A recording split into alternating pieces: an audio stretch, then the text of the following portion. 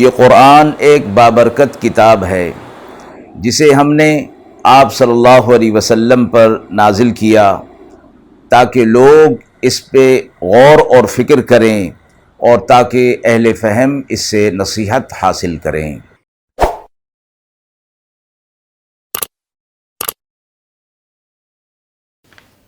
بسم اللہ الرحمن الرحیم۔ السلام علیکم ورحمۃ اللہ وبرکاتہ۔ ناظرین کرام، درس قرآن مجید کے آج کے اس پروگرام میں ہم سورۃ الاعراف کی آیت نمبر 188 تا 193 کا ترجمہ اور تفسیر پیش کر رہے ہیں، اور آخر میں پوچھے گئے سوال کا جواب ہوگا۔ اعوذ باللہ من الشیطان الرجیم، بسم اللہ الرحمن الرحیم۔ قل لا أملك لنفسي نفعا ولا ضرا إلا ما شاء الله ولو كنت أعلم الغيب لاستكثرت من الخير وما مسني السوء إن أنا إلا نذير وبشير لقوم يؤمنون هو الذي خلقكم من نفس واحدة وجعل منها زوجها ليسكن إليها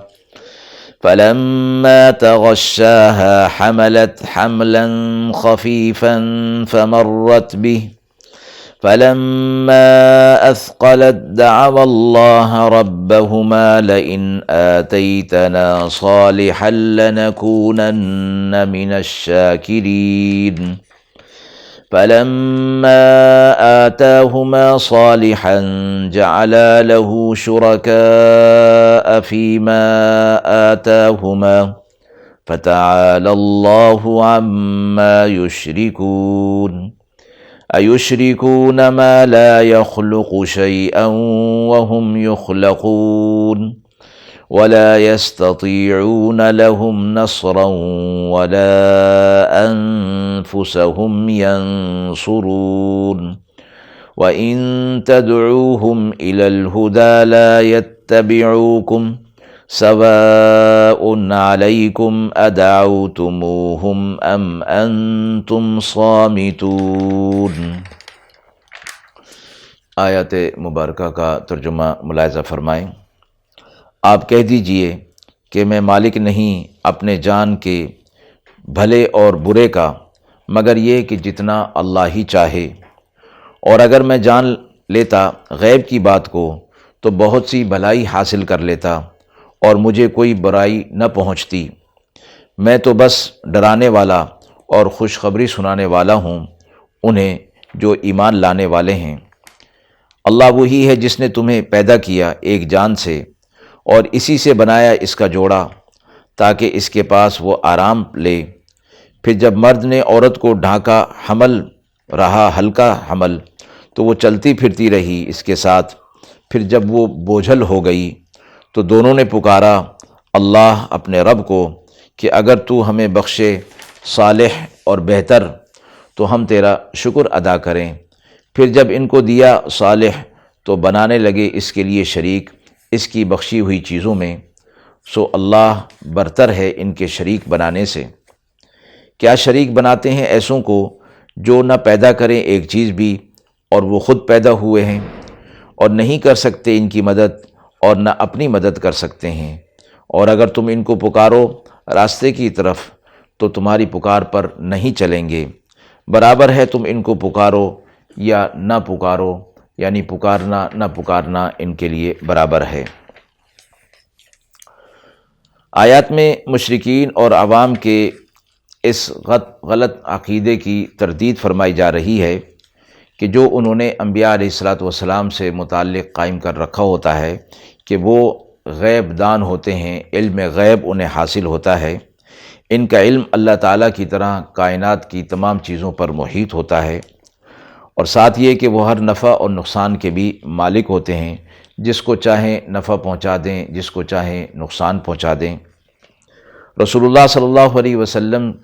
سے اسی عقیدے کے مطابق ان لوگوں نے پچھلی آیت میں قیامت سے متعلق سوال کیا تھا، جو کہ غیب کی چیزوں میں سے ہے اور جس کا ذکر پہلے گزر چکا ہے۔ اس آیت میں ان کے مشرکانہ عقیدے کی تردید کرتے ہوئے بتلا دیا گیا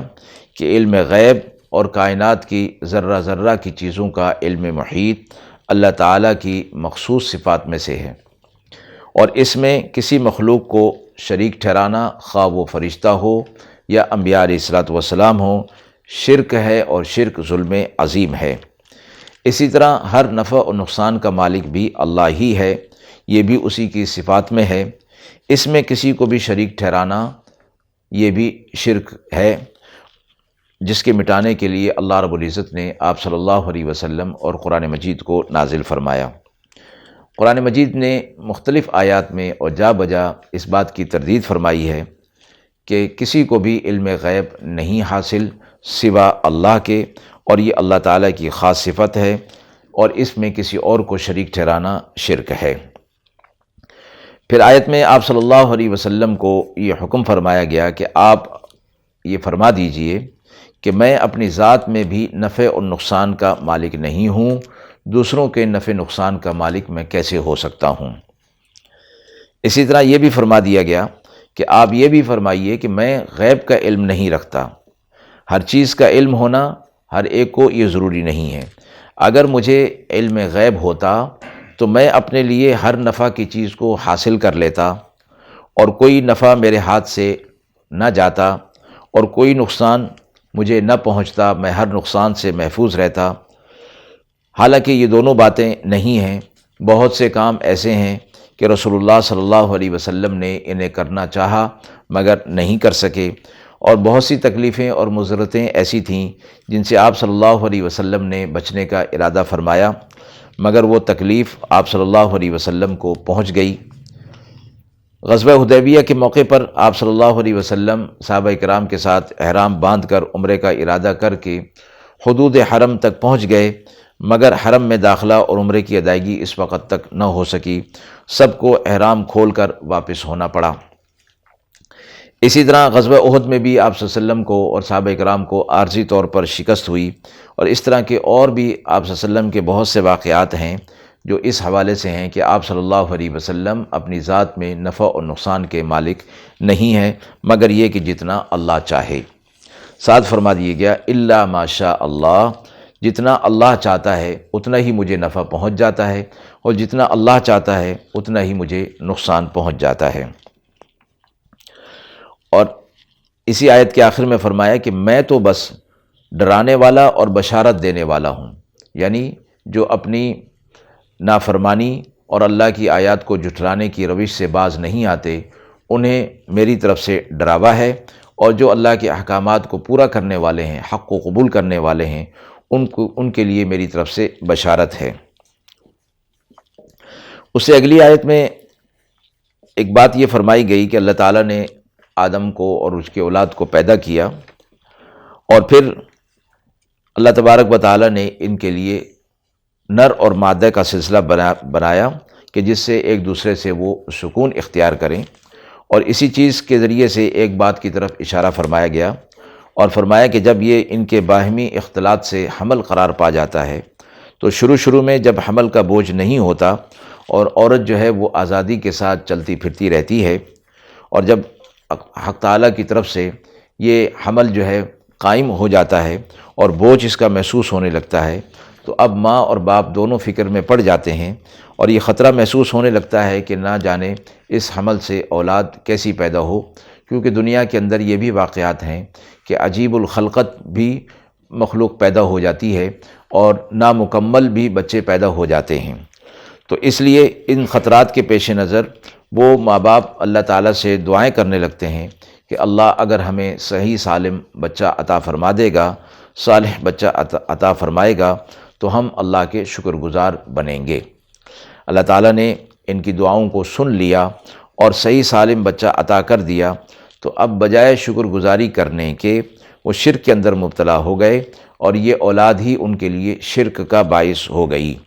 جس کی مختلف صورتیں ہوتی ہیں۔ کبھی تو عقیدے کی فساد کی وجہ سے ہوتا ہے، یوں سمجھ بیٹھتے ہیں کہ یہ بیٹے کا ملنا یا اولاد کا ملنا کسی کی دعا، کسی کے وسیلے سے ہو گیا ہے۔ کبھی عملاً جو ہے اس بچے کو کسی زندہ یا مردہ بزرگ کی طرف منسوب کر کے اور اس کی نظر اور نیاز جو ہے وہ کرنے لگ جاتے ہیں۔ یہ عقیدے کی خرابی کی وجہ سے ہوتا ہے۔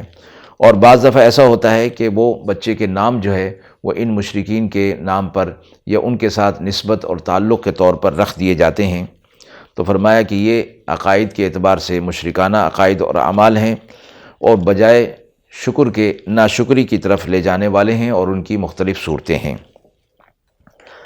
اللہ تعالیٰ نے پھر آگے فرما دیا فَتَعَالَى اللَّهُ عَمَّا يُشْرِكُونَ، یہ جو کچھ کر رہے ہیں، اپنے مشرکانہ جو طرز انہوں نے اختیار کر لیا ہے، اللہ تبارک و تعالیٰ ان سب سے پاک ہے جسے انہوں نے اختیار کیا ہے۔ اور ساتھ ہی یہ فرما دیا گیا کہ جو کچھ انہوں نے کیا یہ انہیں نہیں کرنا چاہیے تھا، اور جن کو اللہ کو چھوڑ کر یہ پکار رہے ہیں ان کے بارے میں یہ فرما دیا گیا کہ یہ کیسے ہیں